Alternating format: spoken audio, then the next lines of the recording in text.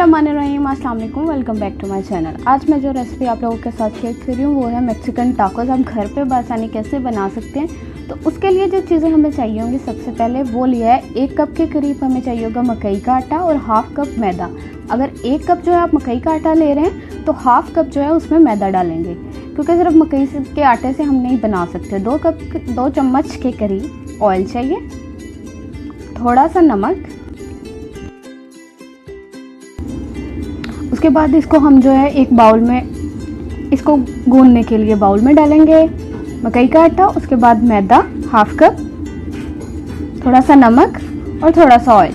इन सारी चीज़ों को डाल के अब ये जी 1 कप तकरीबन जो है वो पानी लिया। पानी आपने नीम गर्म पानी लेना है और ये सारा नहीं पानी जाएगा, जितना आपको चाहिए उतना ही आपने यूज़ करना है, इसमें ज़्यादा पानी इस्तेमाल नहीं होगा।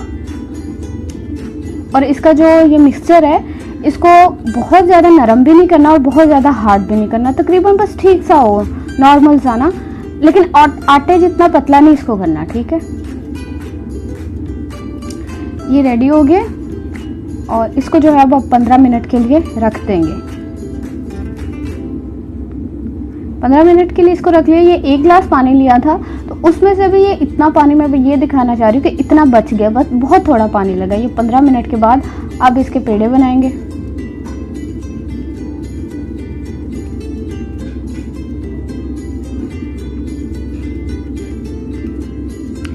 पेड़े बना लिए। अगर आपको लगे कि ये बेलन के साथ जो है वो थोड़ा सा चिपक रहा है तो आप थोड़ा सा मैदा इसके ऊपर लगा लें, ठीक है। उसके बाद इसको बेल लेंगे। रोटी को बेलते हैं जैसे, बिल्कुल वैसे बेल के। उसके बाद आपके पास कटर है तो आप कटर के साथ बआसानी एक ही साइज़, क्योंकि हमें चाहिए होता है कि एक ही साइज़ के सारे ही बन जाए। तो आपके पास कोई भी ऐसा बर्तन, ये शीशे वाला ले लें या दूसरा ले लें। अगर ऐसे स्टील की कोई प्लेट है तो आप वो ले लें, कोई भी ले लें जिसके किनारे तेज़ हों, लेकिन ये देख लें कि किनारे तेज़ हों, उसके मतलब कट जाए। वो कटर है तो सबसे बेस्ट है, लेकिन ना हो तो फिर कुछ तो करना ही है ना। तो ऐसे जो है इसको काट के, दबा के काट के, तो ये जी बन गया, ठीक है। एक स्टील की प्लेट के साथ दिखा दिया, अब दूसरे शीशे की प्लेट के साथ भी दिखा देते हैं। ऐसे करके इसको साइडों से उठा लें।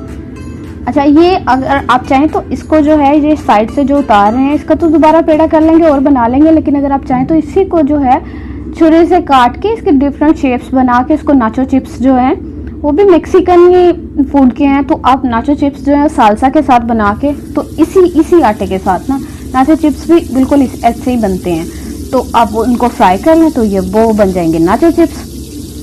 अच्छा, उसके बाद ये ऑयल गरम किया है, उसके बाद इसको थोड़ा सा एक साइड से फ्राई किया, दूसरी साइड से फ्राई करके, तो आप जो है दोनों साइडों से इसको पकड़ेंगे चम्मच से और इसको ऐसे पकड़ के रखेंगे ताकि इसकी जो है वो टाकोस वाली शेप बन जाए। 1 मिनट के लिए पकड़ के रखेंगे तो ये इसकी शेप जो है वो ऐसे बन जाएगी।